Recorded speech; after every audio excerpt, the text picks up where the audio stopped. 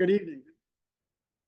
Good evening. This is the November 13th, 2024 meeting of the Needham Community Preservation Committee. I'm Dave Hare, CPC Chair. As a reminder, this meeting is being broadcast to the town's YouTube channel and via Zoom, and is being recorded for publication, later viewing, and administrative purposes. Looks like everybody's here present, so I won't do a roll call. I'll just note that Maureen's not here yet. So let's go to the agenda. This will be a lengthy meeting tonight, so I'd like to get everybody's cooperation to keep it moving forward. I don't have any updates to present at this moment. I would like to just acknowledge our new member, Betsy Lane. That's right. And, Might not be back. She said she was armed for bear tonight, but I told her we're gonna have a. She said, stand down, stand down. Right, so first item on the agenda is Stuart Saganor from the Community Preservation Coalition, and he's going to do his presentation, which I guess you travel around the state. Yeah, I was just in Grafton last week and Northborough and Martha's Vineyard 2 weeks before that. I forget where else. But it's my favorite part of the job is coming in and talking to different CPCs about CPA. So I'm Stuart Saganor. I'm the director of the Community Preservation Coalition. So a couple of housekeeping things first. How much time do we have on the agenda? Because I heard you said you have a bunch of other things to get to. So give me an idea of. Well, we've set aside for your presentation and for a short Q&A. Yeah. So I know you said an hour to 90 minutes. Yeah, we can definitely get in time before that since you have other things to get going too, so. And Dave, it's okay with you? I'd love to do the presentation interactively, suppose. Oh, yeah, questions absolutely. Along the way. And if you'd Great. like people to ask questions during the presentation or Yeah, after, you know. I think it works better that way, if that's okay. Yeah. that's- And then the last thing is, since you didn't take a roll call, I would love to know who you are and what board Okay. you represent, so. Maybe we'll Yeah, why don't we, start with, Adam. I'm Adam Lodge. Okay, great. Hi, I'm Paul Dawson. Hi, Paul, Hi, at-large member. I was appointed by the town moderator. Okay, so an at-large member. Yeah, I guess. great. Marshall Davis, the Historical Commission member. Thank you, Marshall. Jim Rosenbaum, Parks and Rec. Okay, awesome. Rich Foster, Chair of the Needham Housing Authority. Betsy Mullane, at large, I guess. Yeah, Keith Face, at-large member. Okay, Keith, did you? say? Yes, that's right. Okay, Terrific. Nice to meet you. I'm Dave Hare, I'm a member from the Conservation Commission. Okay, great. And I'm Lauren Spinney. Terrific. All right. Administrator. So Lauren, how would you like to do this? Well- Yeah, Let me share my screen, okay, and then I'll turn this over to you for the PowerPoint. okay. That's terrific. okay.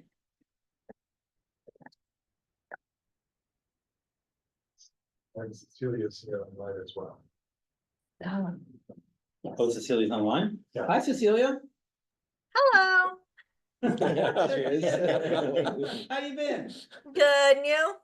Very good. Great to talk to you again. All right, terrific. All right, and spacebar, will that do it? I think? That should. It does, okay, terrific. All right, so Drop what a I'd like couple to do lights. tonight is quickly tell you about our organization for folks who are new.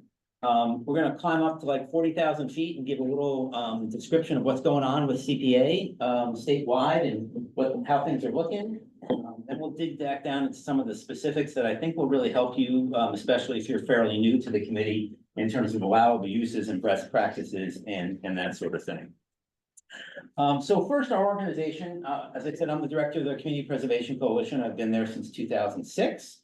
Before that, I was actually chair of my local CPC up on the North Shore, a little town called Boxford, Massachusetts. I did that for 5 years. And we're a nonprofit based in Boston, but we're really just a combination of all these other nonprofits you see in the housing, open space, and historic categories across Massachusetts. We have a 21-member steering committee that's comprised of folks from these organizations as well as representatives from CPCs, and we actually had someone in the past. Cheryl Gosman. Oh, Cheryl is our current member. Yeah. Yes, that's right. And we had someone in the past too, in the very beginning. Well, I can't remember because that was 15 years ago. And then we have 7 at-large members. So this group meets quarterly, kind of sets the policy and guidance of the coalition. The things we do, I think, are typical of a nonprofit municipal trade association, for lack of a better term. You know, every board or committee in town has a regional organization that usually a nonprofit that does advocacy, training, newsletters, websites, things like that. Welcome. And we are that organization for community preservation committees. So the things we do are listed on the screen. I think probably the 2 that I'll highlight that I think are our most valuable services are technical assistance. We answer about 4,000 questions a year. If you have a question in CPA and you can't find the answer on our website, give us a call or shoot us an email, and we're happy to help. And I think probably our most valuable service, honestly, is our advocacy work. We are up, it's no accident that our office is a block and a half from Beacon Hill. We're up there constantly. There are a surprising number of bills filed on CPA every year. Most of those are not beneficial to the existing communities, but they're things that other communities might like to do to get in on CPA in a different way. And so a lot of our work involves educating the legislature on really what CPA and how it works best, and advocating for more money from the legislature as well is a big task of ours. And we support ourselves the way most nonprofits do, applying for grants from foundations, but honestly, about 75% of our dues, of our budget, comes from dues that communities pay to be a member of the coalition. It is a voluntary thing. We're very grateful that about 99.9% of all the 200 communities in the state support us, but you know, we don't take for granted that it is a voluntary decision that you folks make to spend your hard-earned administrative money that way. And we appreciate it very much. Another little housekeeping piece, these little, what we call bookmarks down in the corner, those link to articles on our website that have further information on this particular slide. You're all going to get a copy of these slides tomorrow morning, and then you'll get an email that shows the bookmarks where you can click for more information on any of the topics that you see on the screen tonight. So if you see one of those little bookmarks there, you know that more information is coming. Okay, so the space bar has stopped working. Is it because that?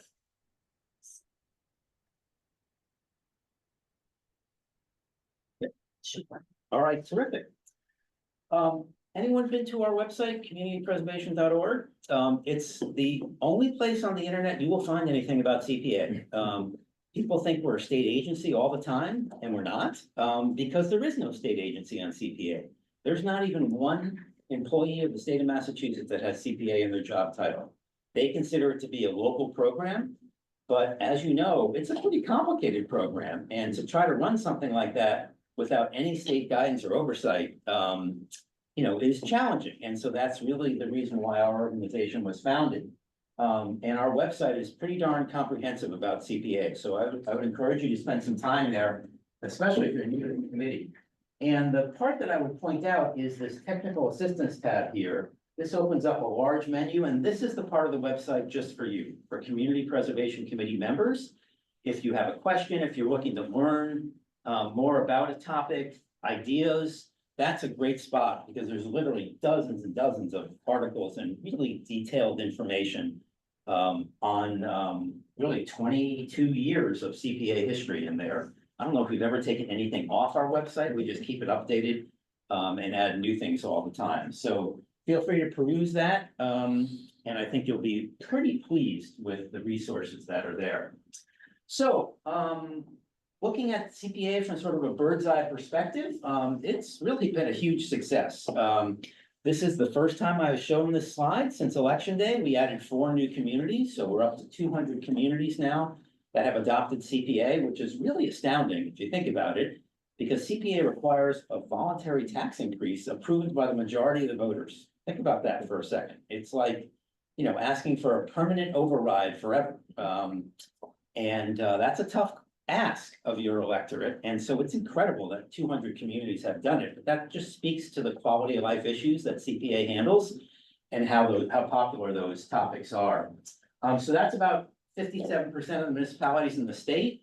we've added a lot of the gateway cities, the real urban, poorer sections of the Commonwealth, which the state calls gateway cities, and, we've added a lot of those in the past decade, which are communities that really need the resources CPA brings. And so now, we might have 50% of the actual municipalities, but 71% of the people that live in the state live in a CPA community, because of the addition of all those cities. I love this stat. I hope until the day I retire, I don't have to ever put a different stat on this page. It's pretty incredible. You can revoke CPA at any time after you've had it for 5 years. And we have never had a community revoke CPA, which sort of speaks to how much the folks like the program and find it useful. All right, so this is a map of Massachusetts that you might be familiar with, and the green are the towns that have CPA, and the orange are the cities that have CPA across the state. The stars are the 11 communities that were on the ballot last week. And 4 of those passed: Swampscott, Townsend, Winchester, and Sheffield. Guess you had to be toward the bottom of the alphabet to get a successful vote last week. This was an unusual election. CPA wins far more than it loses. For a while, up until I think two presidential elections ago, up until that time, there had never been a CPA adoption attempt on a presidential ballot that had not passed. 16 for 16 one year, 10 for 10, 7 for 7. And then the past 2 election cycles have seen some failures, but far more successes. I think it was 11 yes and 4 no, 4 years ago. And this time 4 yes and 7 no. So we can speculate forever on why that is, but it just might be that CPA is finally reaching the tipping point. It's not for everyone. Not every community in the state would benefit from CPA. They have other priorities, might be in more conservative parts of the state. They might be so small that they really wouldn't generate enough money to be useful. So it might be that we're reaching that tipping point where the communities that really would benefit and make sense, we might be reaching the limit of that, but who knows? We thought 25 years in, 24 years in, that, we would have been everywhere so far, but we still saw 11 new communities who were interested in CPA. So we'll have to see where that goes in the future. This is also the first time I've shown this slide. Every year, every CPA community signs into a state database and inputs all their projects that were approved the previous year. That's probably your job, Lauren. And that's due on September 15th every year. And then Chase Mack, our communications director, who, by the way, was in that picture. Did you see the picture of someone campaigning holding? That was Chase and his wife during COVID in Milton at the CPA election in Milton, which was successful, which is great because the chair of our steering committee is from Milton. It was very embarrassing to him that his hometown didn't have CPA. So Chase chose that community to go hold a sign on election day. Chase slices and dices the thousands of projects that are approved every year and turns them into a neat set of statistics, which are on the screen for you. And this is the first time we've shown it because he just finished this last week. So there've been 17,000 times that CPCs have gone in front of their legislative body, city council or town meeting, to ask for an appropriation for a project. And the figure I think on this page that is most surprising to folks is that it adds up to $3.4 billion. And that's just, in about 24 years. That's a substantial amount of money. Is that based on our contribution? Plus the state match. Yeah, so those two together, and we're gonna talk about the 2 funding sources in a minute. But the local surcharge is the biggest funding source, and then their state trust funds. That's those 2 sources added together. For all the communities that have ever had CPA adds up to 3.4 billion. Yeah, Reg. Thanks to the first time viewing the slide, I think the first thing that popped into my head that you could probably add easily is, and what is the average match over that 24-year period? In other words, how much of that was, surcharge override and how much was Great question. If taxpayer money? I looked at our phone and went on our website, we have that chart on our website. I don't know offhand what it is. And it does change constantly because the match is different every year and the local surcharge goes up. The first 6 years of CPA, the match was 100%. I know. When there were small communities and not a lot of communities, and they were mostly smaller. So the answer to that question through, basically the day that I started the coalition in 2006, the answer would have been, if there had been, 150 million collected, the match was 150 million. But those days are long gone. The local surcharge now is the primary funding source. And we'll talk about those surcharges in a minute, but, when I'm done with my presentation, and you guys are starting your meeting, I'll look it up and I'll just put it on a piece of paper and you can read it later on. Because we do have that chart on our website. These are the 4 different categories of CPA, obviously, and some stats on what's happened in the different categories. And so it's a huge success any way you look at it, the map or the statistics or the funding. It's been a home run for the Commonwealth. This program is unique to Massachusetts. It was developed here by a gentleman named Bob Durand, who was a state representative, then a state senator, then Secretary of Environment under Governor Cellucci, and Governor Cellucci signed it. It's completely homegrown. There's nothing else like it in the country. I don't know if it would work anywhere else because of the whole town meeting, local control component that we have here that the other parts of the country don't have. But it's a pretty impressive program that Massachusetts has come up with. All right, to your point, Reg, the funding sources of CPA. So you probably know that there are 2 main funding sources. Your local CPA surcharge, and in Needham, you have 2%, is that right? Yeah. I don't think it's 2.5. I don't think anyone has 2.5. It's true. Yeah. Yeah, the 3% is the maximum. We have 78 communities at 3%. Those by and large are the communities that adopted CPA way in the beginning. 3% is a really tough ask for the electorate these days. Times are different, much tighter economic times. So we don't see too many communities pass CPA at 3% anymore, unless they're really tiny and they need to just to generate enough funding. So that 2% tax surcharge brings in your local revenue. And then you get a distribution from the trust fund every year on November 15th. So that distribution is coming any day, in fact, probably tomorrow morning. So the trust fund is really the magic of CPA. That's where the excitement is because of, basically whatever percentage you're getting, that's a percentage the state is paying of all your local projects that you don't have to pay locally. So it is really a terrific funding source. But where it comes from is a surprise to most people. It comes from fees collected at the Registry of Deeds when you file documents. Our funding, by and large, does not come from the general budget of the Commonwealth. We don't have to go every year, hat in hand, like thousands of other groups and state departments, and ask the legislature for our share. It's automatic. It's a fee of $50 that is added onto every document filed at any Registry of Deeds in Massachusetts. So if you go into the registry and you have a mortgage to put on record, or a deed, or an order of conditions from the conscom for someone's new deck, all those things get filed with the registry, a trust document. And there's a chart at the window that says, here's how much you have to pay to the Commonwealth to record that document. Most of that money goes to the general fund. $50 of every document recorded goes to the CPA trust fund. And it is a true trust fund. It goes right from the window at the 26 registries to the Department of Revenue, deposited in a trust fund, earns interest that stays with the fund. And statutorily, the only thing the Commonwealth can do with that money is pay it out to you every November 15th as a match.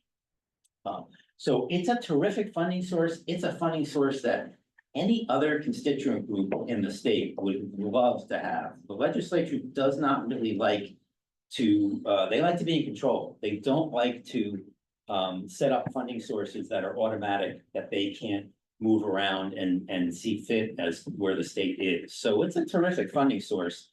I think they understood, though, for local communities, if they were going to vote themselves a tax increase, the match couldn't be at the whim of the legislature and what was going on that year. No one would really have confidence that that would be consistent.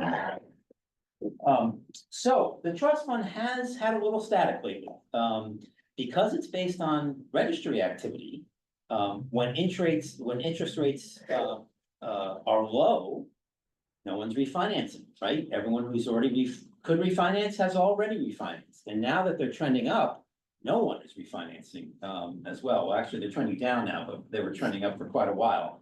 And no one was refinancing. I still think they're not low enough to get too many people refinancing, but a few people have. But that was a huge, you know, revenue stream for the trust fund. When interest rates were falling, you know, a decade ago.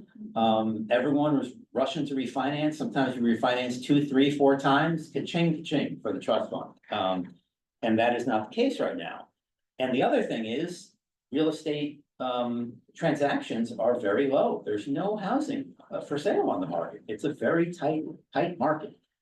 So until those situations change, I think the trust fund is gonna be on the lower end of where it has been to date. We're not at this match this year will not be the very lowest we've ever had, but it'll be the second lowest we've ever had. And until the real estate market turns around a little bit, and interest rates go down enough where people start refinancing again, you know, it's not gonna be the most robust of match.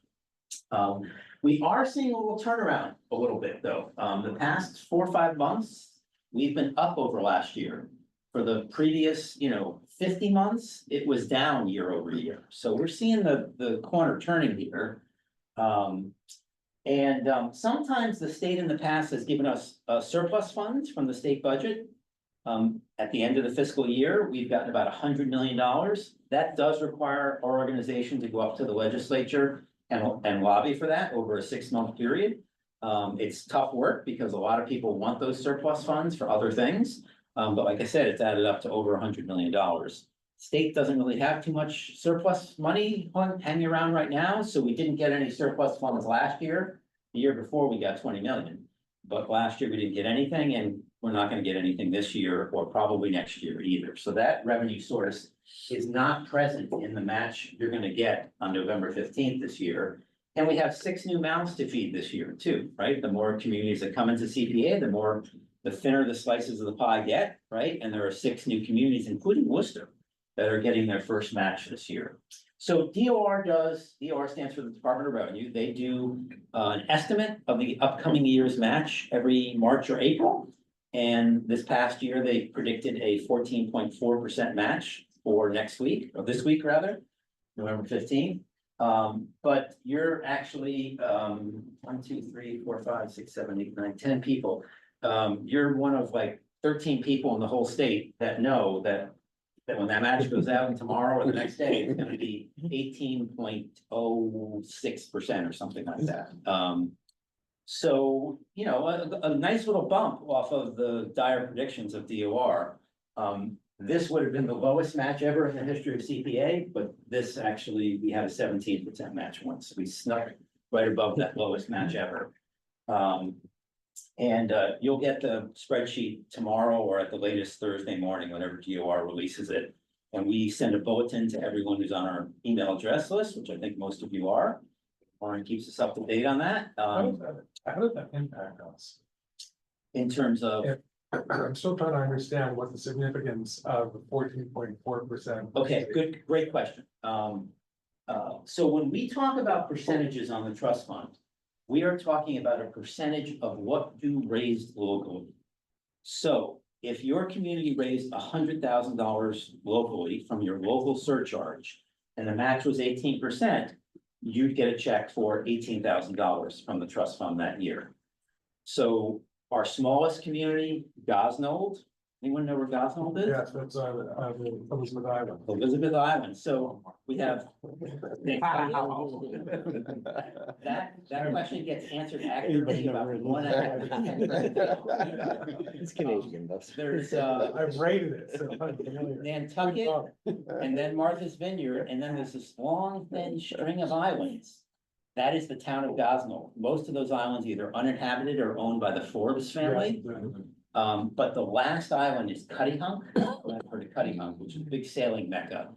I think there's 50 year-round residents in Gosnold. They get $10,000 a year from their local surcharge of CPA. So they would get a check for 18% of 10,000. Boston collected $27.5 million last year from the local surcharge. They'll get a check tomorrow for 18% of 27.5 million. So if if we tonight.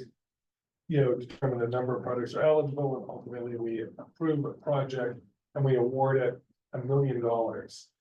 The state's not contributing another $1 million to it, it's contributing 18% Correct. of our $1 million. Yep, Yeah, basically, the way it works is the money flows into your trust fund. And then after you have it or have budgeted for it, you allocate it to projects. So there's nothing on the town's books that keep track of how much money came from the state and how much you generated locally. DOR actually instructs the town finance staff to commingle those two. And that's great for us because that match is not considered state funds. State funds come with a lot of strings attached.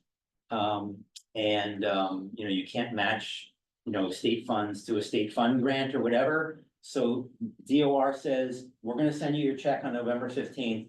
You're gonna deposit it in your local CPA account, commingle it with your local money, and now all the money is local.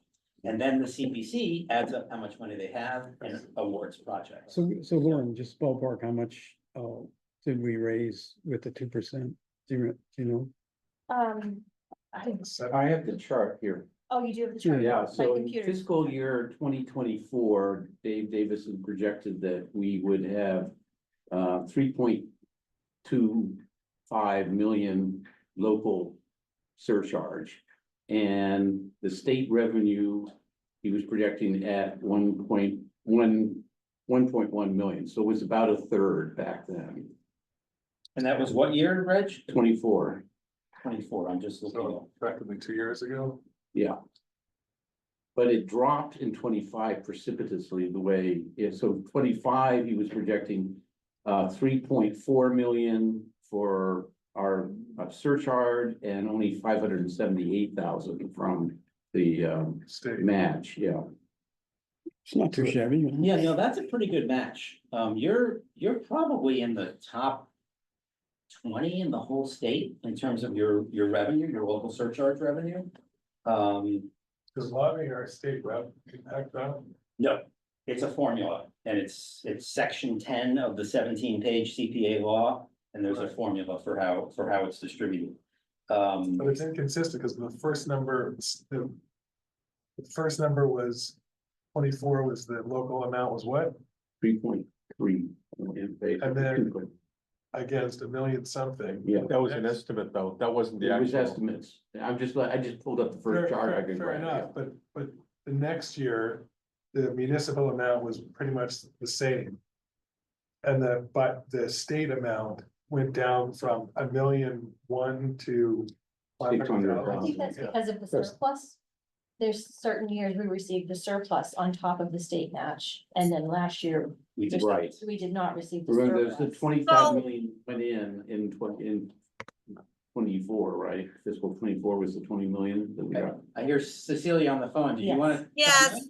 So when Dave he estimates very conservatively based on the trends that we're seeing in prior year state match. And also if we're kind of up in the air, we tend to go a very low estimate. So that way when we're projecting out, we're not making the assumptions and the CPC isn't reviewing applications with the idea that we're gonna get, an extra $1.5 million and we only end up with 300 and then we're at the last minute having to pull back projects that we were hoping to fund. So we do tend to estimate the state match pretty conservatively. And then obviously the 2.5%, the local match is based on our projected real estate taxes for that fiscal year. You just said 2.5%. It's two. Okay. 2%. I have the Of plan. everything. 2%, sorry.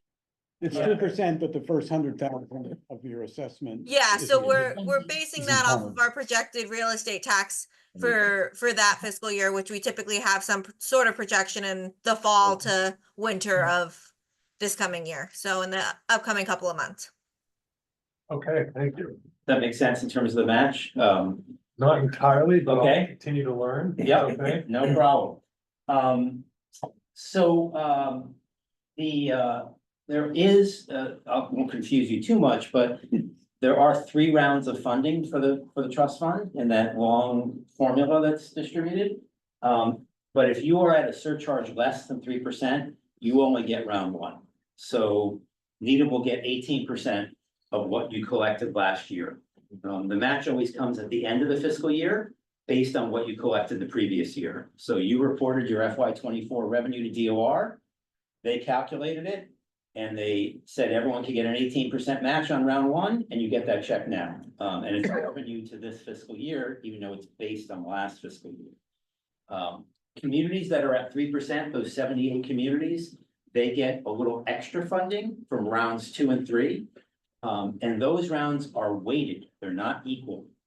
Round one, everyone gets 18% of what they raised locally. Rounds 2 and 3 are weighted to favor less affluent and smaller communities. So we have, I think, you'll see it in the report tomorrow, I think, 8 communities that actually got 100% match this year, because they're so small and a little less affluent than the state average, or a lot less affluent, that they went from 18% and zoomed right up to 100% by the end of round 3.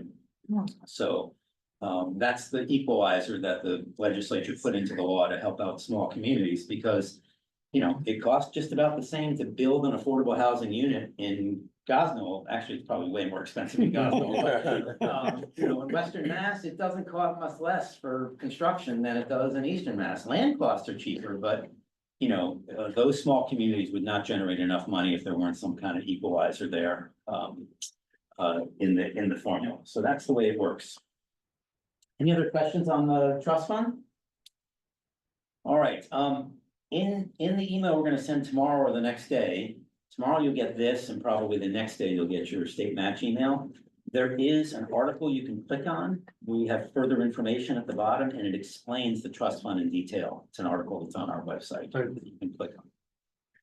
All right, so now let's dig into, look at that. I did not put that there. Chase picks the photos for these presentations, our communications director, and it is one of my favorite projects though.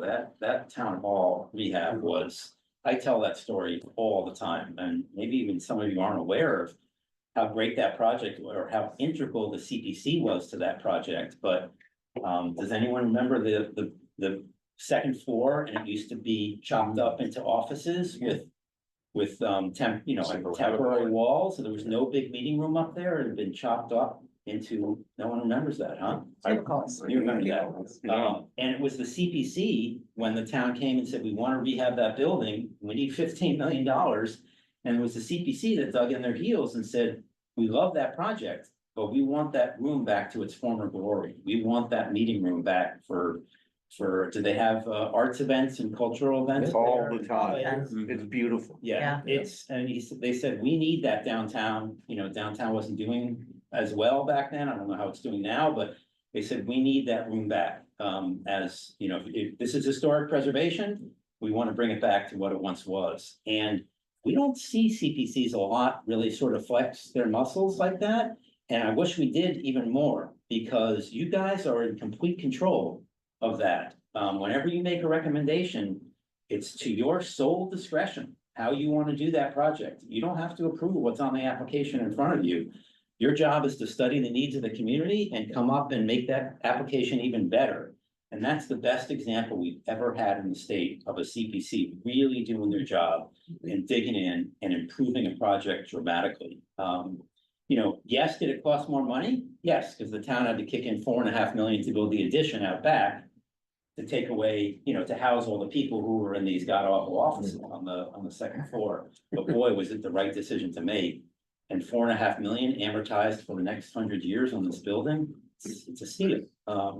So yeah, Reg. We're gonna have two, you're gonna have 2 examples from Needham, because we're just dedicating Emery Grover. That was another historic restoration. It's the original high school of the town. This Saturday is a ribbon cutting that you might want to think about coming to, and a big ceremony to. CPA rehab? It would be, absolutely, yeah. Yeah, wow. Yeah. Have to get some. You have 2 pictures up on your slide there. Yeah, you know. anyone taking photo pictures on Saturday? We'd love to put those on our social media and our website. Would you guys send those to us? That would be awesome. So I do CPA all day and usually all night too with meetings like this, but my wife would kill me if I came on Saturday.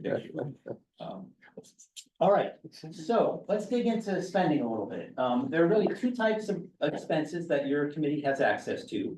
your administrative fund, which is limited to 5% of your annual revenues, which is a lot of money, actually. You probably don't spend anywhere close to that, because your local surcharge is so much. You can spend up to 5% of that on administrative expenses for the committee. And then the other 95% are project expenses. That's money that can only be used for CPA projects in the 4 categories. So, the administrative fund, I'll be brief on this because you've had CPA and really know this. But typically, these expenses are for the expenses of running this committee. It is not the expense account for the CPA program in Needham. So if Celia, is spending an hour here attending this meeting, or 2 hours, or maybe 3 hours attending this meeting, she can't charge the CPA budget for her time. And if the tax collector is collecting the local surcharge, they can't say that takes me 2 hours a week. It's for your committee expenses. There is no expense budget for the CPA program. That's just part of the general town government, the same way all the other town expenses are parceled out. But you can't hire staff, like Lauren. You can hire consultants, get legal advice, as long as you go through the select board. Usually you need permission. Most boards or committees can't hire get legal assistance on their own. But you can pay for legal questions that you have, that you go through the select board or the town manager for. Any sort of due diligence that you have as you're reviewing projects. But the things that it is not for is a supplement to projects. We get this question a lot. We got the bid in, project was approved last year at town meeting, the bid is $10,000 over. Can the CPC contribute the remaining 10,000 from the administrative budget? And the administrative budget is not a project budget. They're totally separate. There's a firewall between the two. And you can't, use it for expenses that you forgot to put in a project or expenses that went over on a project. And then also, as I talked about, reimbursing municipal staff time of current employees of the town is not permitted. The way you usually can identify whether an administrative expense is okay is whose idea it was. If it was someone's idea around this table, it's probably okay because it involves running your committee. But if someone from another board or committee asks about using the administrative fund, that's the big tell. I just learned when I said that tell in Grafton last week, that tell comes from gambling, like you have a twitch in your eye. I didn't know that, I just knew it applied to this, but someone said, you know what a tell is? I'm like, no, I really want to know what a tell is. The big tell is if it's someone else asking to use your administrative account. You don't loan out your administrative account to other boards or committees. They should have their own administrative account for things they want to do. And folks don't apply, they apply for your project funds, but they don't apply for your administrative funds. That's really just for running this committee, which is why you probably use only a small portion of your administrative amount. And most communities do. They use a small portion, which leaves more for projects, right? So that's good. All right, believe it or not, CPA says absolutely nothing about who can apply for CPA funds. It's completely silent on that. So it's really up to you folks, but some common themes and best practices have emerged after 24 years. The two biggest folks that access CPA money, that apply for CPA money, are obviously the town itself to do projects like that project you described and that beautiful path back there. We just, we approved, the equipment of tennis courts in the high school. Yep. Perfect. And also 501c3s and nonprofits and incorporated community groups. I'm pretty sure that this second use was not considered by the legislature when they passed CPA, because there's nothing in there about that. We have turned it into a program that is much more community-based, which is great. But there's no guidelines for that in the program, because I don't think the legislature ever thought the money would be spent on anything but town assets. So it's become a really interesting and very powerful part of our program that we can give grants to nonprofit organizations to do good community work. If you go to your town meeting and you look at the budget, you don't see too many pieces of that general municipal budget going anywhere but town projects. So this is very unique. These three things are not prohibited, but what you want to take a little more seriously and look at a little closely. The first one is really almost impossible. You really can't accept an application from a non-incorporated entity, the Friends of Johnson Park. you know, the Friends of the Library. Because they're not a 501c3 registered tax return filing organization. They're just a loose association. And the town can't cut a check according to the state laws, can't cut a check to, you know, an entity that is not an entity. So it really has to be an official incorporated entity. We've seen a little bit of privately owned historic buildings, usually commercial buildings that have applied for money. You know, like a downtown facade improvement program. Lowell does that with these beautiful historic buildings with the facade that really contributes to the character of downtown. Very difficult to do interior work on a private building. What's the public benefit there, right? But they have to be, this has to be done very carefully and designed very carefully. And religious institutions, that was a huge part of CPA, hundreds of projects to religious institutions, because really those buildings are iconic historic buildings in the Commonwealth. You know, the Church on the Green and the you know, classic New England green, downtown. But then the town of Acton was sued about this. Anyone familiar with the Acton lawsuit at all? We have a big section on our website. It is one of only 2 times that a lawsuit against the CPA project has gone all the way to the state Supreme Judicial Court. It was very cool to go to the John Adams Courthouse in Boston and sit there and watch the Supreme Court of Massachusetts talk about CPA. You know, I got goosebumps, like, we have arrived, you know, and they haven't been sued, but they're not. It's just great. I loved it. And Newton was also sued over a recreation project that went to the SJC. In both cases, the town lost. But this has had a little bit of a chilling effect on religious grants, but not as much of a chilling effect as I thought. I thought they would grind to a halt, but the SJC's decision was just muddled enough that it could be interpreted a bunch of different ways, and we're still seeing a lot of these projects. So we just recommend you work very closely with your town council if you get grant application. Have you given any money to religious institutions recently? Since Acton?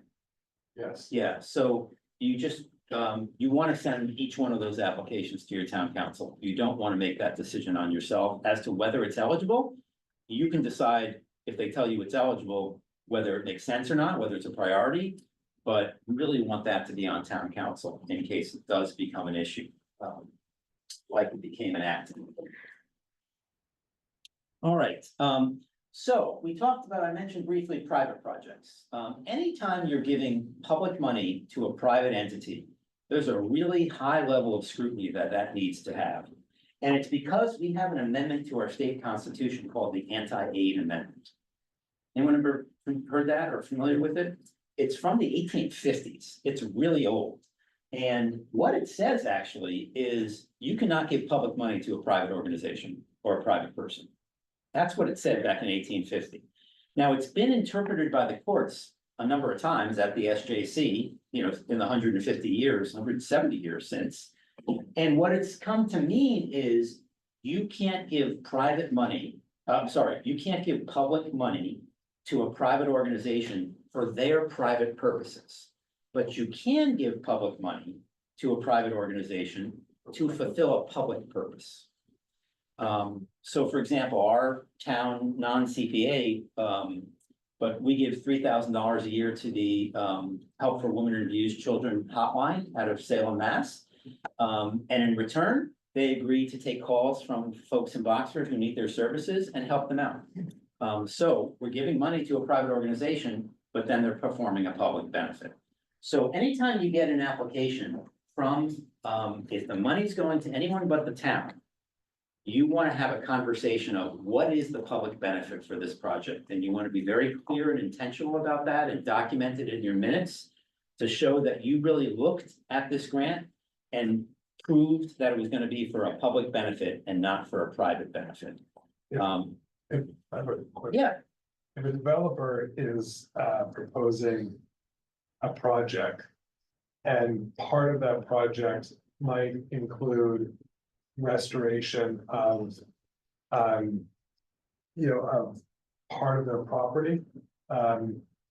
Or it could turn into a recreational space.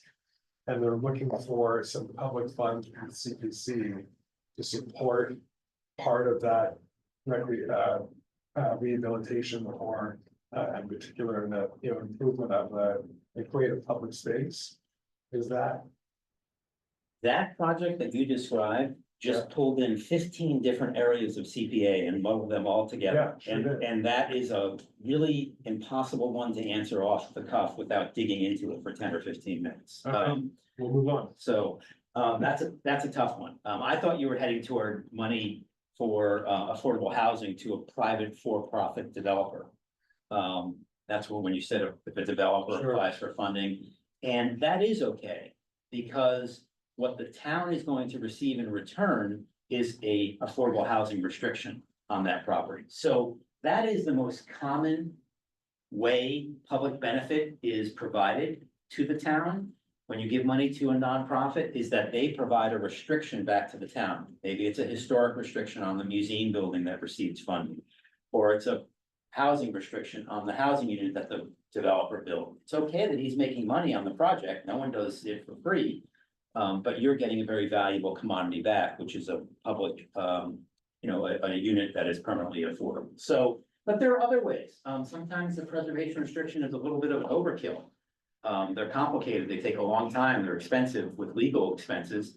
Maybe it's only a $10,000 grant to fix up the front steps for a beloved historic, museum in town that's owned by a 501c3. Well, you'll spend more than $10,000 on legal expenses drafting the restriction. So you have to find other ways to guarantee public benefit. Maybe they give the town a first right of refusal if they ever sell this building, that the town can buy it. Maybe the town gets the right to use their meeting room 10 times a year for community groups in exchange for that funding for the steps. So you just want to have a conversation about that every time you get an application from a private party and be very deliberate about how you are proving that there's public benefit to the project. Questions on that? All right, now sort of the heart of the presentation, which is allowable uses. So this is really, we're digging into what can CPA money be used for? This is probably 75% of the questions we get is allowable uses, maybe more. And this is the most important piece of paper in the entire CPA universe. This is called the allowable uses chart.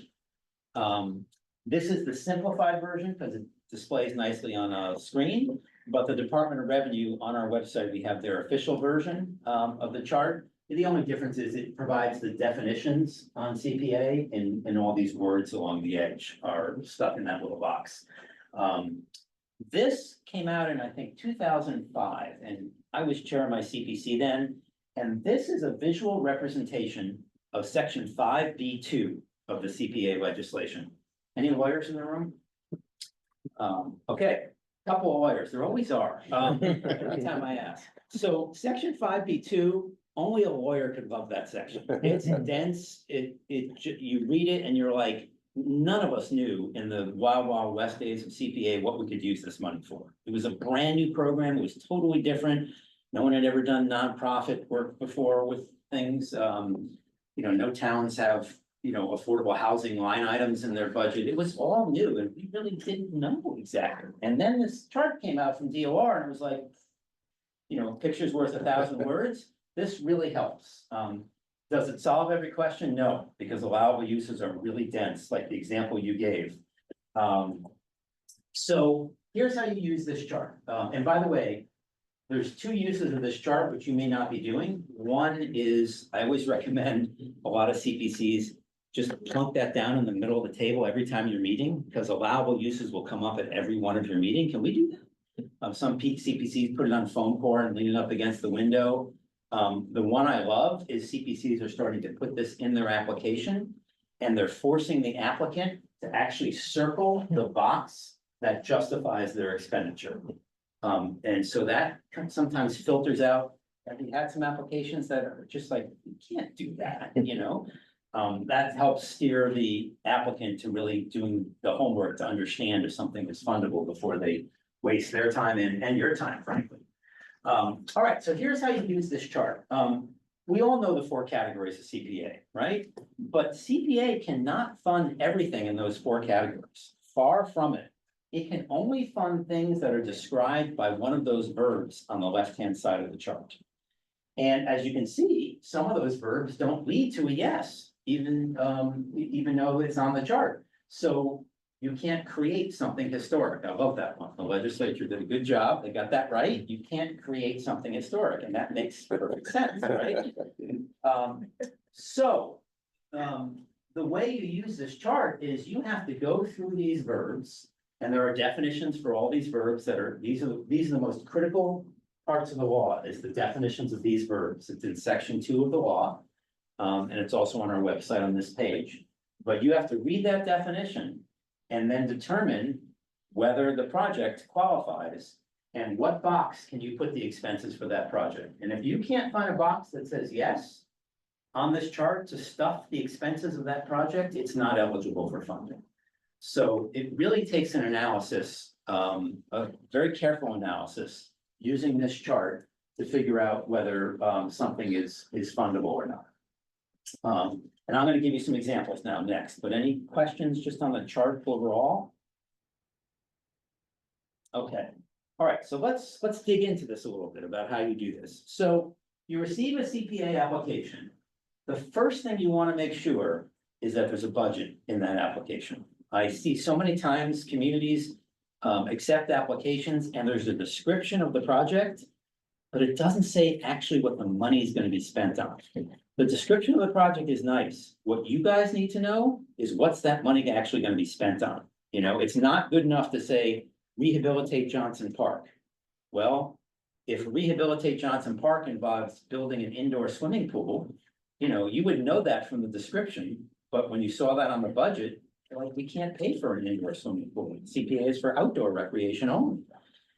So unless you have a budget, you can't really make an accurate determination, and that's where mistakes happen. Where we see, you know, I'd like to say every single one of those 17,000 projects was squeaky clean and perfect. But you get 17,000 of anything and you're gonna have some bad apples in there. And that usually came from not doing enough due diligence on the application to look into the budget and find out exactly what the money was gonna be spent for, rather than just a description of the project. So you get that budget, and it's not gonna be perfect, right? The project hasn't gone out to bid yet, you know, it's gonna be a rough budget, but that's okay. You know, folks do their best to get you a budget. And then you analyze each line item in the budget. That's the only way to properly vet an application. And for each line item, you find the box on that chart where you can stuff that line item. And sometimes you need 2 or 3 boxes to fully fund everything in a project.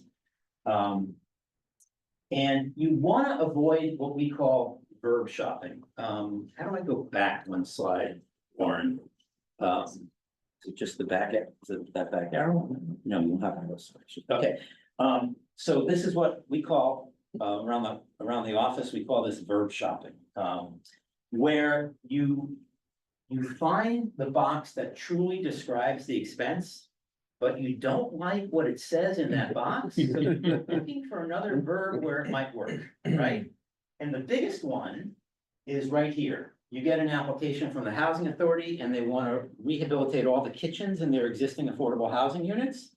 And you can see that the legislature said you cannot rehab existing affordable housing units unless they were acquired or created with CPA, and there isn't a housing unit, a housing authority unit in the state that was acquired or created with CPA. There are gonna be some soon, but so far not. So you don't like what that says, you think, well, support has a pretty broad definition in section 2 of the law, which it does. Let's call that support, you know, or we're gonna create new kitchens, and let's call that create. That's a verb shopping.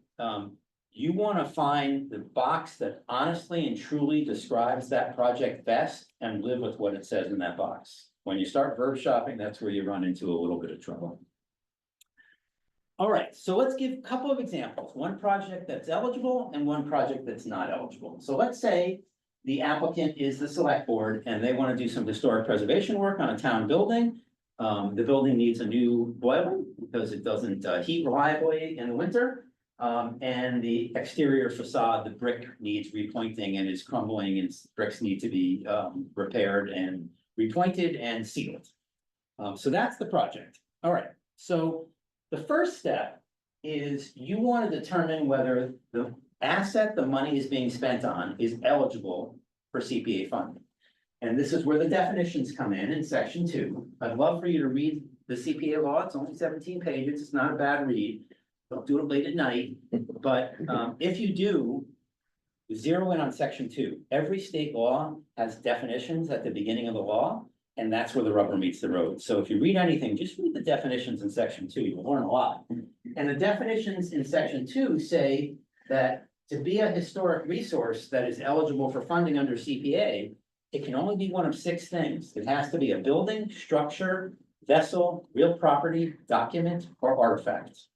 If it's not one of those 6 things, it's not eligible for funding. And we'll see an example of that in a second.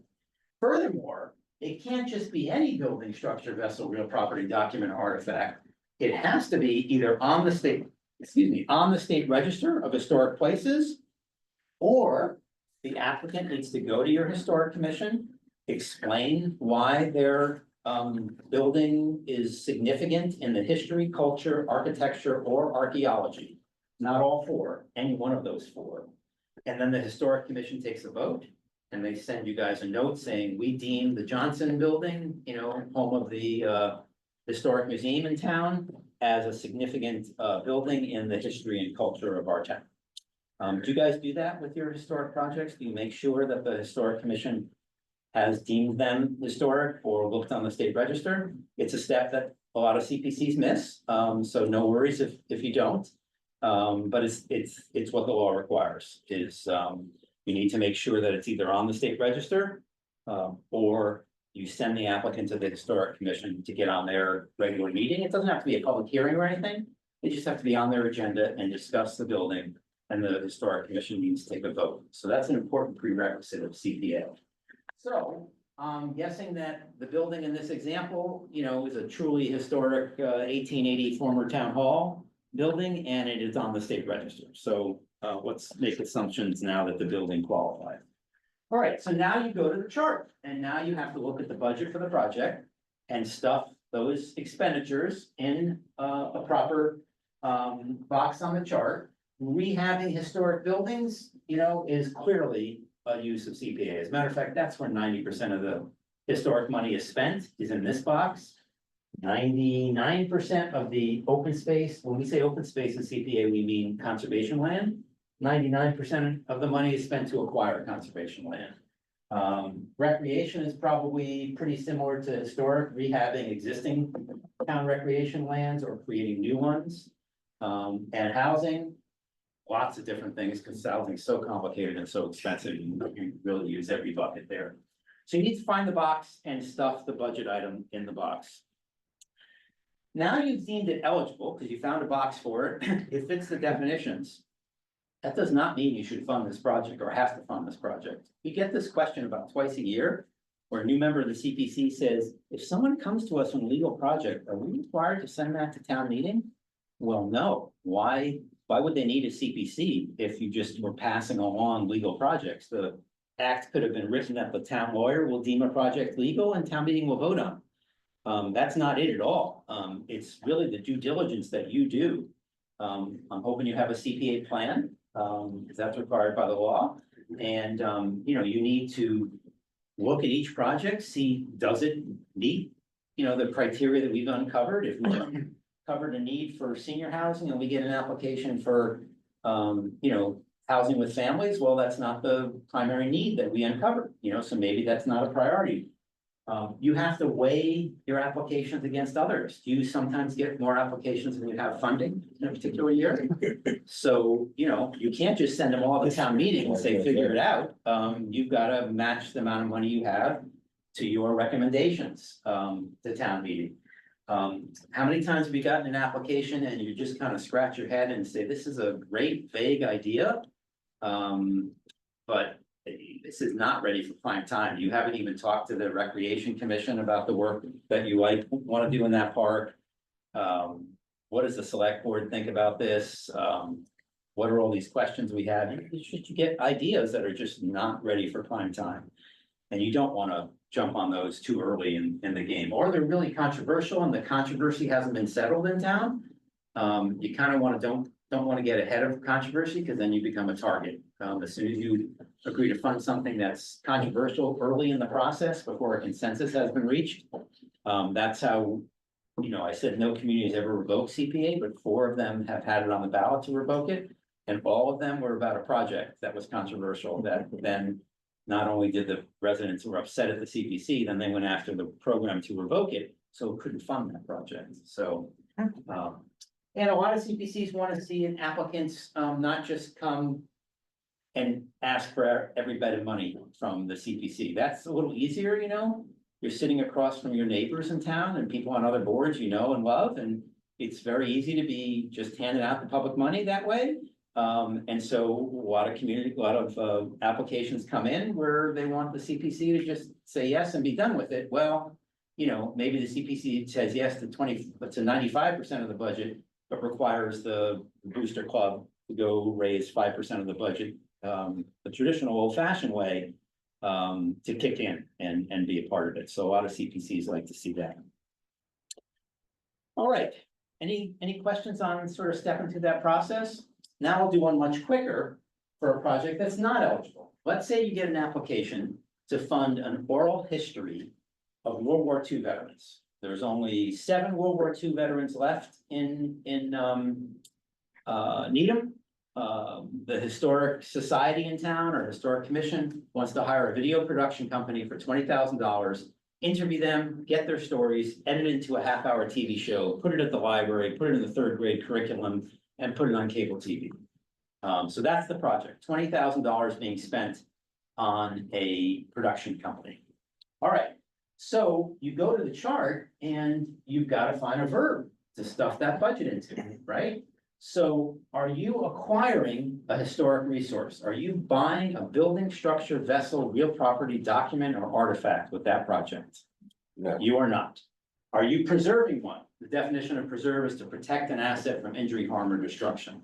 Usually like a sprinkler system in a historic building or fire alarms. Not the like institutional memory of history, of living history. It has to be one of those 6 hard assets that you're working on.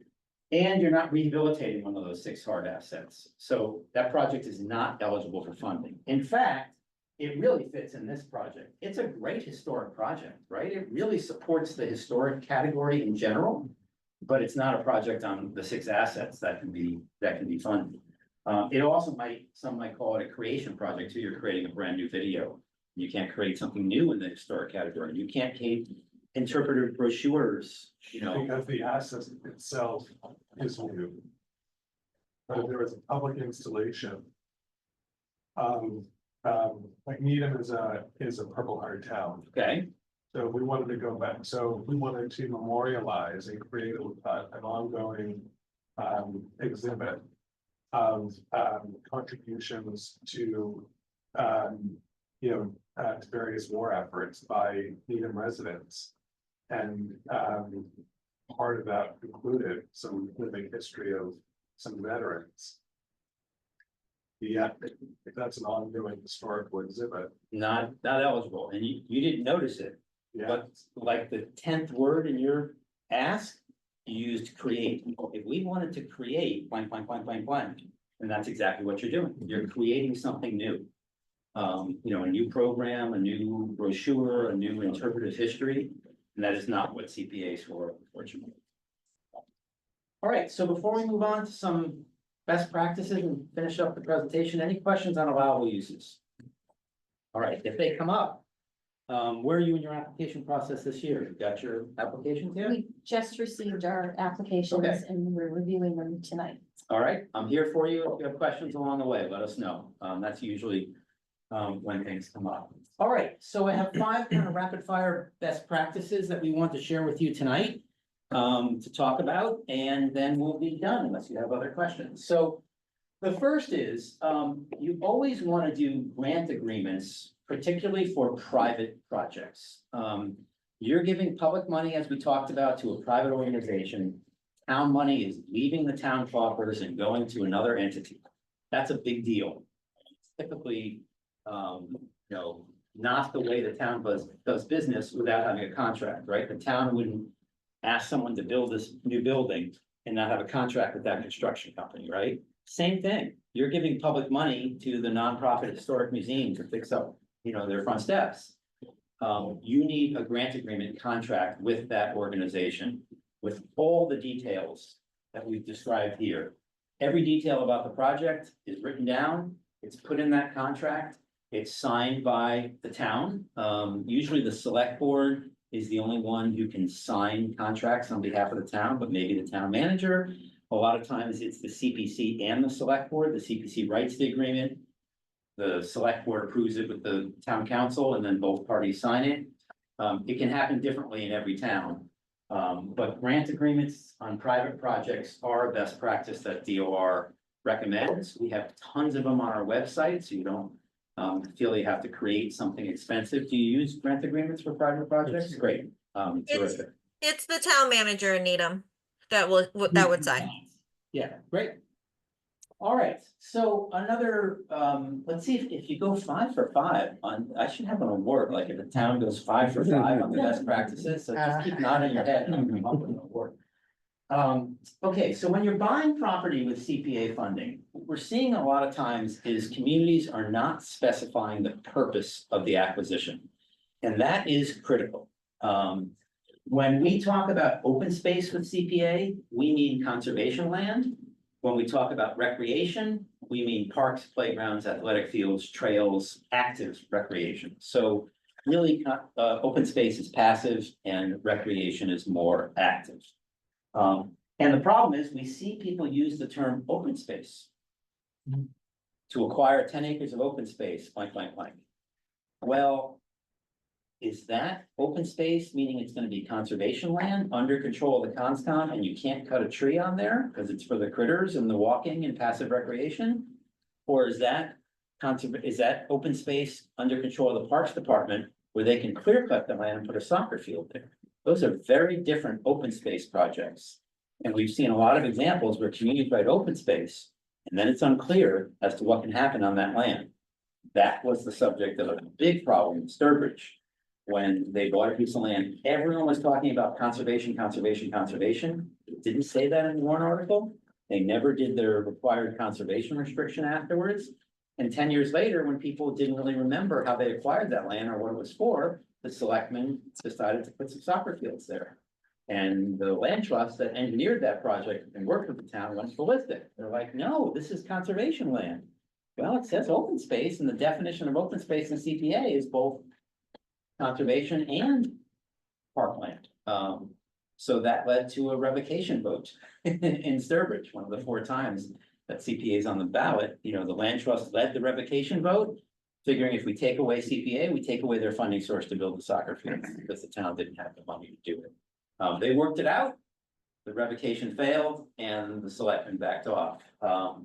So you definitely want to specify this is for conservation purposes under control of the conscom. This is for a park under control of the Board of Park Commissioners or whatever board you have for parks. This is, you don't acquire historic buildings too much, but you can sometimes. This is a building that's being acquired for historic preservation purposes, etc. So that's really important when you're buying land. The reason why it's important is whenever you buy something with CPA funds, you have to file a permanent restriction approved by the Commonwealth of Massachusetts that guarantees that asset will remain protected for its primary purpose forever.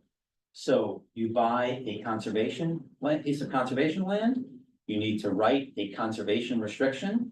It's signed by the Secretary of the Environment for the Commonwealth. It needs to be permanent forever. Then you need to find a third party to hold that restriction. If the town's gonna own the land, they can't also own the restriction on the land, because then they'd have to enforce it upon themselves. The town's not gonna sue itself. Usually it's a local land trust that will hold that restriction, and they'll monitor what the town does, just to make sure that in the future, the town treats that land as its required purpose. So unless you put the purpose in the warrant article approved at town meeting and in your recommendation, you don't know exactly what kind of restriction needs to go on that land, and the restriction is required by section 12 of the SCPA. So that's one of the reasons why it's really important to put the purpose and be very clear about buying it. The other thing we're seeing is, sometimes communities want to do a recreation project or buy land for a recreation project. But the land itself, usually this is, I'm talking about, projects on town-owned land already. You know, you're gonna build that trail around the pond, that sort of thing. Sometimes the land itself is not dedicated to recreation. So, you know, if you have a library that has a beautiful lawn around it with benches and they want to put, you know, walkways and paths, a little bit of lighting and some more benches and outside the library. Well, that's not parkland. That's not protected. That's the lawn of the library. It's a building lot. It's got a building on it. CPA is not for landscaping of town buildings. It's for dedicated recreation land. So you can't spend money on a town building site for recreational purposes because it's general municipal land. It's under control of the select board for library use, and you can be sure as soon as the library board of trustees wants to expand the parking off of the library, first thing they're gonna do is take out that park that you just spent restricted CPA money on. So if you wanna use CPA funds, the project needs to be happening on land that is already dedicated to recreational purposes in town. Or you can transfer control of the land from the current use to recreational purposes. So you have a retired school and the town wants to build fields behind that school and use those for youth sports. Terrific. That right now is under control of the school committee. So as part of your recommendation, you would require a town meeting vote to appropriate the money from CPA for the project and to transfer the land from the school board for school purposes to the Board of Park Commissioners for park purposes. So it either already has to be protected, or you have to make that part of your vote to do the project to protect it. If the land is unrestricted, if you look down at your feet and you see unrestricted land, then you use an unrestricted funding source, not a CPA, not CPA for that kind of project. Can I ask a question? Yeah. Going back just to the previous slide, when you talked about making sure that we're clear about what the purpose is in the warrant article. Yep. Did you say that we should also reference the fact that a restriction would be placed on it as well in the warrant article? You don't have to. It needs to be done, You don't have to, because CPA in section 12A requires. requires it. So a lot of towns do put it in there, just so it's clear to town meeting voters that a restriction is gonna be given to a private party to watch over that land, because that's, you know, in the interest of full disclosure, that's a good thing to remind people that's gonna happen. But even if it's not in the warrant article, it still has to happen because the law requires it. So it does not have to be in the warrant article, but it's good practice to put it in there. So, yeah. All right, so continuing on this theme a little bit, folks ask, you know, based on the last slide, well, how do we really know it's dedicated recreational land? You know, there's not a big designation. This is recreational land under the Parks Commission. One, if it already has a conservation restriction on it, then you could be pretty sure it's dedicated either to conservation or parks restriction. If it's officially under control of what other board or committee does parks in town, what's the name of the board or committee that you have or department that? Park and Recreation. Park and Recreation. And they have control of certain pieces of land that they manage, and they have care, custody, and control of. If this is one of those pieces of land, you're good to go. That is permanently protected parkland if it's under control of the Parks Department. Sometimes you have to go back and look at the deed to the land to find out. I've dug through deeds from the 1800s, handwritten, to find out when we bought this land, what was the purpose was it required for? And you find out 100 years ago, you bought it for school purposes, you know, but they never built the school there. Well, it's officially still school purposes and you have to change the use on that. So the deed or the town meeting vote to buy the land can be very helpful to figure out whether something, so it's not a black and white process. There's a number of different ways that land can be permanently dedicated to recreation, and you have to just do your research to look through that. The reason why this is so important is we have another amendment to our state's constitution. There were two that apply to CPA, the anti-aid amendment on private party funding. Article 97 is an amendment to our constitution, much newer. I think it's from the 70s. This is all it says right here, but basically the purpose is to say if the Commonwealth or any of its political subdivisions, towns, own a piece of parkland or conservation land, there is a very onerous process if you want to use that for anything else. The Commonwealth guarantees by its constitution the public the right to clean air, water, unnecessary noise, natural, scenic, aesthetic qualities. That's guaranteed by our constitution under Article 97. And so you don't want to spend CPA money on something that's not dedicated to Article 97 purposes, because it's very easy for the town meeting to just change the use on that in the future. And then your investment of restricted money is going away. And we have seen that, you know, East Hampton unfortunately spent $500,000 on a field, only to find a new high school was built on that field, and the $500,000 went poof. Gloucester had Matos Park, dedicated to a World War II veteran that had been a park for, 70 years. And the town decided to build on it, because it wasn't truly protected parkland. So you want to make sure that it's truly protected, because then Article 97 protection makes it very difficult for the town to do something else with that land without going through a process. And the process involves a 2/3 vote of your town meeting and a 2/3 vote of the legislature to do it, and a replacement of that land 2-to-1. You're gonna develop 5 acres of parkland for a new school, you've got to find 10 acres in town to dedicate new to park purposes. So it's pretty onerous, it's done all the time, it's not impossible to do it, but it adds that extra layer of protection, so you know that your money is gonna be spent properly. And then the last thing is, if you apply for a state grant, the state has a great park program. You probably, I'm guessing Needham has received money for that program, because you guys are really organized about applying for state grants. They won't give you money for a park grant to do any park work unless that land is permanently protected under the state statute. All right, the fourth one, is, housing. So, it's the second to last slide I have for you, and, CPA has come into a little bit of criticism lately, for lack of progress evenly across all communities in housing. A lot of our communities do terrific work in housing, but very honestly, a lot of other communities don't, spend their housing money. Or they, spend it, on things that aren't really the core of what CPA is, which is developing new housing units. They spend it on some work at housing authorities that can be done in a limited definition of preservation, which Reg knows all about. And that's fine, but you also want to be doing what you folks are doing by building new units too, because that's what CPA is for. And so we've come into some criticism just this week. A report was issued Tuesday, just yesterday, actually, by the Boston Foundation, that found, some criticism of CPA in the housing area. And it's making it very difficult to get extra money from the legislature for the trust fund. We've been successful getting surplus funds in the past. The legislature also raised that deeds recording fee. Remember that $50 fee that funds the trust fund? It used to be $20 from 2000 to 2019. We spent 7 years lobbying the legislature to raise it, and now it's $50.